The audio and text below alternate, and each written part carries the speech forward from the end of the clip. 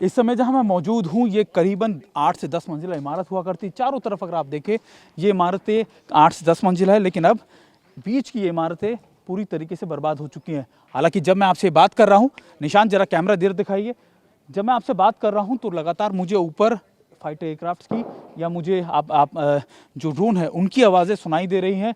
इस पूरे इलाके में बड़े एयर स्ट्राइक्स इजराइल ने पहले ही कह दिया था।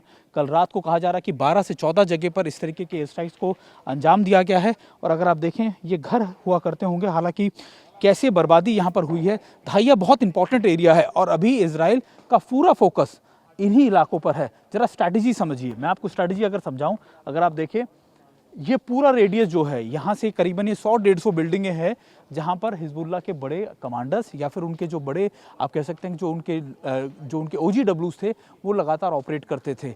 और यही वजह है कि इजराइल की नज़र में ये इलाका उसके लिए सबसे ज़्यादा इंपॉर्टेंट है। धाइया में सिर्फ और सिर्फ उन्होंने नसरल्ला को नहीं मारा, धाइया के अंदर उन्होंने बाकी के कमांडर्स को भी मारने की कसम। नसीम सैफुद्दीन मैं आपको बता रहा हूँ, और देखिए मेरे कैमरा पर्सन निशांत आपको तस्वीरें दिखा रहे हैं कि कैसे आग की लपटों में ये पूरी जगह तब्दील हो चुकी है। करीबन 1 घंटा पहले, 1 से 1.5 घंटा पहले जहाँ पर एयर स्ट्राइक्स हुई हैं, कई लोगों के मारे जाने की पुष्टि अभी तक हालांकि ना तो इजराइल की तरफ से हुई है ना ही हिजबुल्ला की तरफ से, लेकिन माना ये जा रहा है कि लगातार यहाँ पर करीबन 15 से 20 लोग जो हैं मारे गए हैं। देखिए एक बार फिर मैं आपको तस्वीरें दिखाता हूँ, और ये आग की लपटें या आपको जो दिख रही हैं ये एयर स्ट्राइक्स का अंजाम है जो इजराइल ने की है यहाँ पर।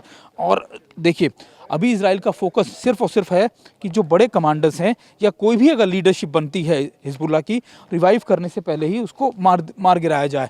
और इसी स्ट्रैटेजी के बेसिस पर इजराइल ने बड़ी एयर स्ट्राइक्स को यहाँ पर अंजाम दिया है। चलिए मैं आपको इन इलाकों से और भी तस्वीरें दिखा रहा हूँ। देखिए हालांकि कपड़े पड़े हैं, पूरी जगह जो है वो लगभग धंस चुकी है, मलबे के ढेर में तब्दील हो चुकी है। ये सड़क है, निशांत जरा पहले एक बार दर्शकों को पीछे की तरफ दिखाइए।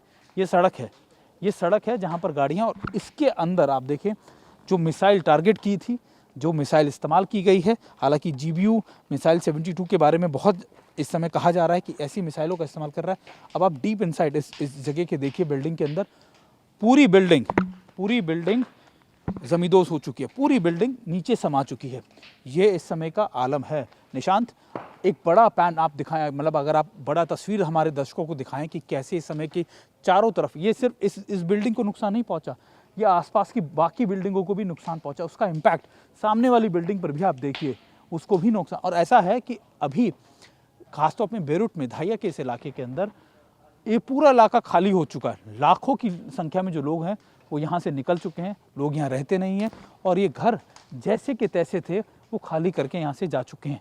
यानी अब इस इलाके में सिर्फ और सिर्फ इस तरीके की स्ट्राइक्स या फिर आपको ऐसी बर्बादी की तस्वीरें ही देखने को मिल जाएंगी।